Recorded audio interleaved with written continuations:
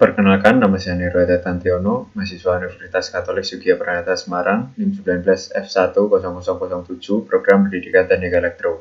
Pada video kali ini saya akan menjelaskan tentang penyarah terkendali 3 fasa tipe full converter untuk memenuhi tugas mata kuliah elektronika daya. Penyarah terkendali merupakan rangkaian elektronika daya yang berfungsi untuk mengubah tegangan sumber masukan arus bolak-balik dalam bentuk sinusoida menjadi tegangan luaran dalam bentuk tegangan searah yang dapat diatur atau dikendalikan. Konverter jenis ini merupakan konverter 3 fasa dengan operasi 2 kuadran, di mana tiristor dinyalakan pada interval pi/3, maka frekuensi dari riak tegangan keluaran adalah 6 kali tegangan sumber. Penyarah ini terdiri dari 6 buah tiristor.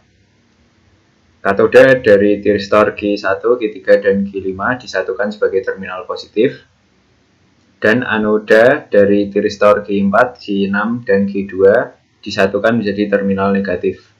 Masing-masing tiristor mendapat pulsa penyalaan yang berbeda-beda melalui IG1, IG2, IG3, IG4, IG5, dan IG6. Lalu untuk gambar yang pertama ini, di sini terlihat bahwa tiristor bekerja secara berpasangan, yaitu T5 dan T6, T6 T1, T1 T2, T2 T3, dan seterusnya. Lalu pada gambar yang kedua terlihat bahwa masing-masing tiristor di sini aktif sesuai dengan sudut penyalaannya. Pada gambar ini, di sini sudut penyalaan yaitu 90 derajat. Alfa di sini bernilai 90 derajat sehingga T masing-masing tiristor aktif setelah 90 derajat dari sudut penyalaannya. Ini adalah rangkaian penyarah terkendali 3 fasa gelombang penuh full converter. Di sini terdapat 6 buah kendali untuk mengatur 6 buah tiristor. Yang pertama, yang sebelah kiri ini adalah untuk mendeteksi gelombang positif, kemudian yang sebelah kanan untuk mendeteksi gelombang negatif.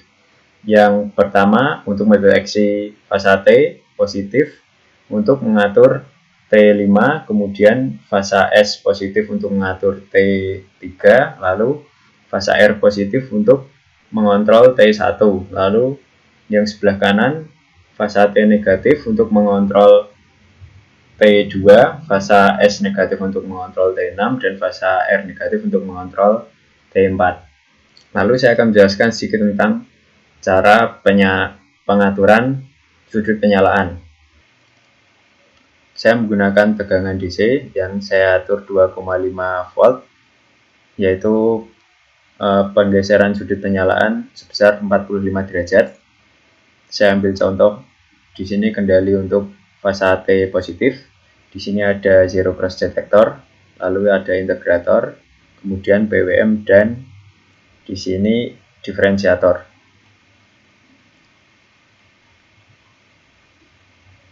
Untuk fasa T-nya sendiri seperti ini. Untuk inputannya kemudian akan dideteksi gelombang positifnya pada zero cross detector sehingga menampilkan gelombang kotak seperti ini. Pada gambar yang pertama ini, siklus positif dimulai dari titik ini dan berakhir pada titik ini, seperti yang terlihat pada gelombang kedua, gelombang kotak. Kemudian kita akan mengubah yang awalnya berbentuk garis lurus ini akan diubah menjadi berbentuk garis miring dengan menggunakan integral, sehingga didapatkan sekian. Ini untuk mempermudah dalam proses penggeseran fasa. Tadi saya menyeting 2,5 volt sehingga penggeseran fasa itu pada titik ini. Pada ini siklus positif ini adalah sebesar pi atau 180 derajat, sehingga jika kita ingin menggeser 90 derajat maka memberikan tegangan 5 volt pada tegangan DC ini, sehingga akan memicu sebesar 90 derajat. Kemudian untuk hasilnya adalah ditampilkan pada PWM. Nah, ini adalah untuk penyalaan sebesar 45 derajat. Lalu saya akan menampilkan untuk hasil dari penyiarah terkendali 3 fasa ini. Di sini fasa RST sebagai input, lalu outputnya seperti ini. Saya akan menunjukkan siklus kerja dari thyristor.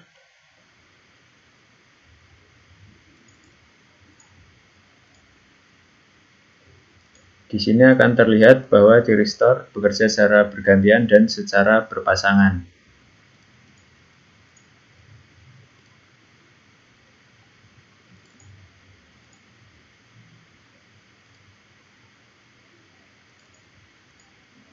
Pada siklus yang pertama ini dikendalikan oleh 2 buah thyristor, yaitu T1 dan T6.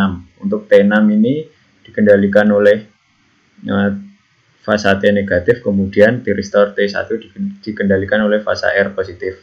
Lalu yang siklus kedua ini yang aktif adalah thyristor T1, T2. Untuk yang ketiga yaitu T2 dan T3 dan seterusnya. Kesimpulan, frekuensi ripple tegangan keluaran lebih besar daripada tegangan inputan. Tegangan keluaran lebih besar dibandingkan tegangan masukan. Bentuk gelombang tegangan keluaran tergantung pada sudut penyalaan. Kemudian, dalam proses penyiarahan, SCR bekerja secara berpasangan. SCR bekerja jika dipicu tekanan tertinggi atau terendah pada saat itu dan sesuai besarnya sudut penyalaan. Sekian presentasi yang dapat saya sampaikan. Apabila terdapat kesalahan, saya minta maaf dan saya ucapkan terima kasih.